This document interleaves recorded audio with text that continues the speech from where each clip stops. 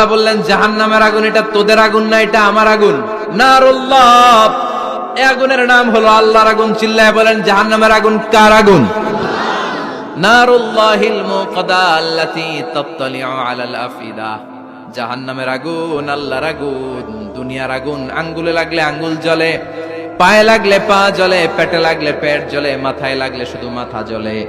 জাহান্নামের আগুন দেহের যেই জায়গায় লাগুক না, সর্বপ্রথম কলিজাটা জ্বলে ছাই হয়ে যাবে। লাগার সাথে সাথে কলিজা জ্বলে ছাই। জাহান্নামে সবচাইতে নরম আরামদায়ক শাস্তি দেয়া হবে বিশ্বনবীর চাচা আবু তালেবকে। নাম শুনছেন? ওনার চাচা আজীবন বিশ্বনবীকে অনেক সাহায্য সহযোগিতা করেছেন। এজন্য ওনার শাস্তিটা হবে জাহান্নামের সবচাইতে হালকা এবং পাতলা।